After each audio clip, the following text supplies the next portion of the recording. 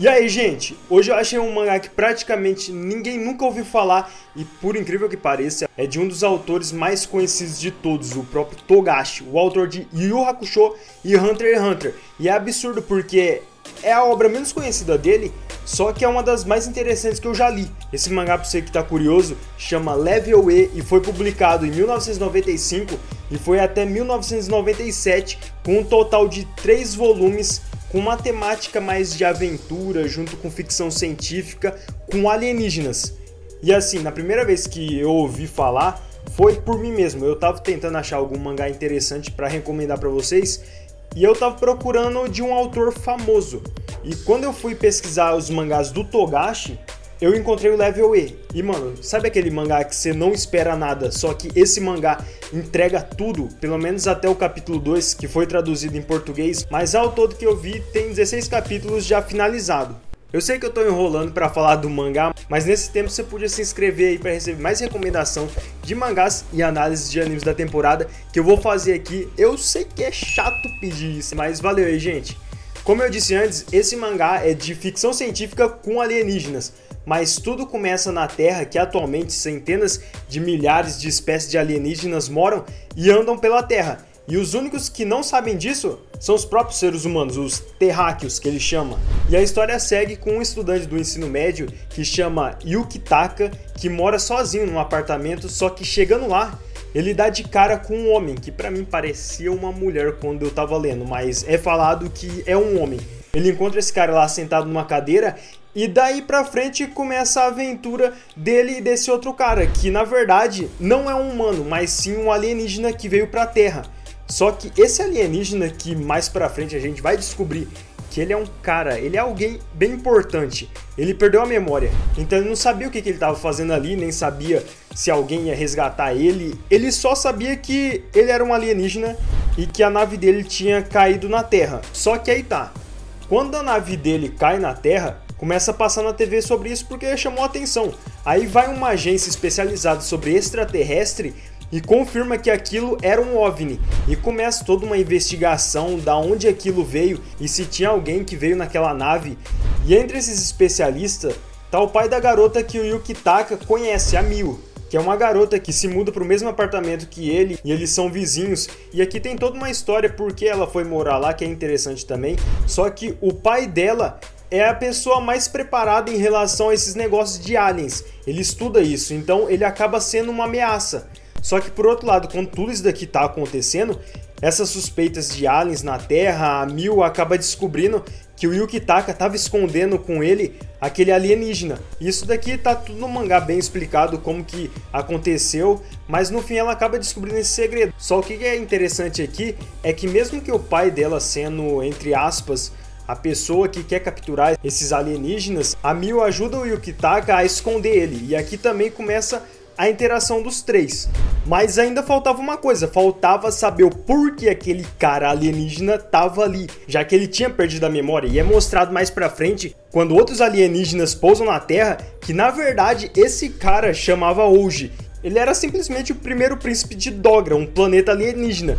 E esses outros alienígenas que pousaram na Terra tinham o objetivo de levar o príncipe deles, já que esses outros caras já eram os soldados assim de Dogras, os mais brabo. Eles iam escoltar o Ouji para uma conferência galáctica. E assim, até o capítulo 2 que eu li, que não foi muito, o objetivo é levar o Ouji até essa conferência, porque nessa conferência o Ouji é o cara principal que tem que estar lá. Senão é quase impossível resolver o problema que eles vão colocar em pauta nessa conferência. E pode parecer que não parece assim, porque o Ouji no começo parece ser um cara mais relaxado, não parecia ser muito inteligente, só que ele é considerado um dos alienígenas mais inteligentes de todos. E ele tinha que estar presente nisso daqui. E a principal pauta que eles iam discutir aqui era que vários alienígenas saíam do planeta deles e vinham para a Terra e estavam cometendo atividades ilegais na Terra. Assim, enquanto uns ali estavam de boa, outros estavam prejudicando as pessoas. Então eles usavam os humanos como, por exemplo, experimentos, comidas, escravos, mas os humanos nem sabiam disso. Eles eram as vítimas que não sabiam que eram as vítimas. Só que assim, um planeta como Dogra não podia fazer nada sozinho. Por isso que aconteceu uma conferência para eles abrir um diálogo com as pessoas, para eles assinarem um tratado de prevenção criminal interplanetária. E quem estava encabeçando tudo isso daqui era o Hoje. Só que para chegar até aí que é o problema. Porque eles vão ter que passar por muita coisa, pelo menos até onde eu vi no capítulo 2, vai ter o maior desafio até agora para eles. Porque o que aconteceu aqui? O Hoje, ele acaba, entre aspas, matando uma pessoa, e isso é proibido, porque os alienígenas não podem interferir nas vidas das pessoas. Até por isso que vai ter essa conferência. Só que ele acaba fazendo isso, não foi meio que por mal, mas foi porque ele não mediu a força que ele tinha. Só que na verdade essa pessoa não era só uma pessoa normal, mas sim um outro alienígena. E o problema nem é esse aqui. Se ele fosse assim um alienígena normalzinho, beleza. Só que a gente descobre que ele ainda tá vivo e ele não era qualquer alienígena. Ele era da raça Discon. O Hoje tinha feito aquilo com o Discon, que é uma raça alienígena de guerreiros. E os soldados do Hoje chegam a ficar até preocupados, porque quando você humilha um dos Discon, todos os outros vão atrás de você. Então basicamente agora toda a raça dos Discon que tá no planeta Terra e que são muito fortes estão atrás do Hoje. E ainda por cima, o chefe deles pede a cabeça do Hoje pra facilitar as coisas, pra não ter aquele atrito entre eles. Então entrega o Hoje e aí beleza. Então aqui começa uma perseguição de gato e rato, pelo menos até onde eu li. Mas o que é legal aqui nessa história é exatamente isso. Você vê a interação de um humano com alienígena. E você tem várias situações que o Yukitaka e o Hoje estão discutindo sobre alguma coisa, só que não é uma coisa muito diferente, porque o Hoje consegue aprender o costume, a língua, o jeito das pessoas da Terra muito rápido. Ele só assim, não tem um bom senso. Por exemplo, ele pulou do 5º andar de um prédio ao invés de sair pela porta. Ele estava sendo caçado e ao invés dele ficar ali no apartamento, ele sai do apartamento. Então tem várias situações que ele vai se metendo e a obra vai se movimentando por isso. E aqui, mano, é o melhor elemento que o Togashi tem. Ele gosta de obras com essa pegada de aventura, pô, Hunter x Hunter e o Yu Yu Hakusho. Então colocar esses alienígenas em várias situações vai gerar uma curiosidade de como ele vai agir, o que vai acontecer se ele fizer isso, e se alguém perguntar alguma coisa, o que ele vai dizer. Então tem esse desconhecido, só que ao mesmo tempo não é tão desconhecido porque ele aprende as coisas rápido, então, e ele vai para a próxima situação, e a história vai se movendo ele junto com os humanos.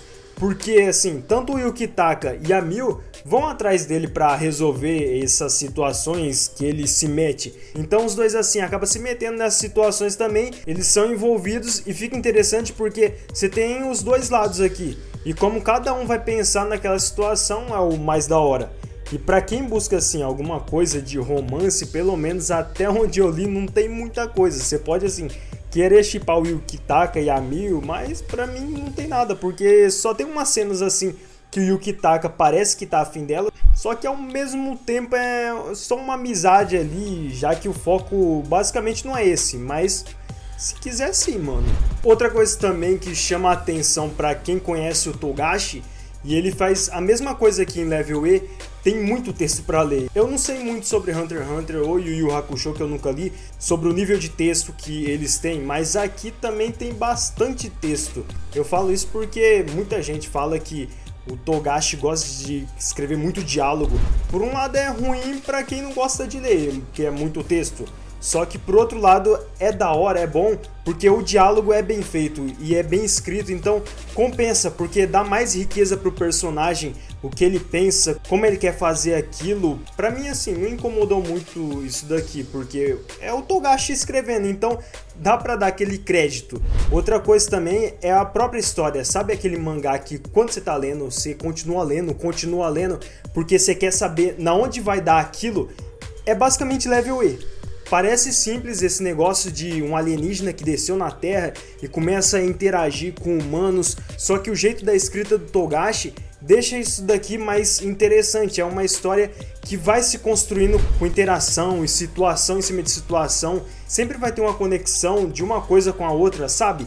Não é aquele tipo de mangá que as coisas acontecem por acontecer assim do nada e não tem explicação. Aqui não.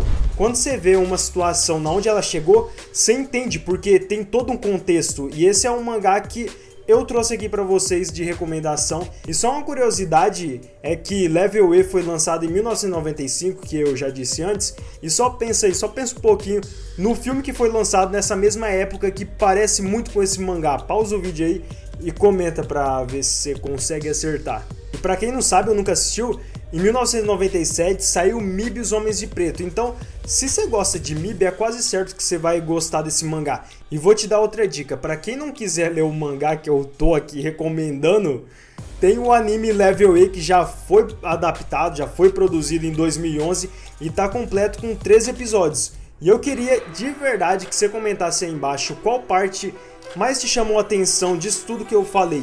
E se você gostou da recomendação, deixa o like pro vídeo chegar a mais pessoas que querem ler um mangá diferente, muito da hora. E se puder também se inscreve para mais recomendação de mangás que eu vou estar fazendo aqui. E também análise de animes da temporada que tá chegando aí, tá chegando outubro, que eu vou estar fazendo. Vai vir muito vídeo da hora. Por hoje é isso, até o próximo vídeo. Valeu, gente!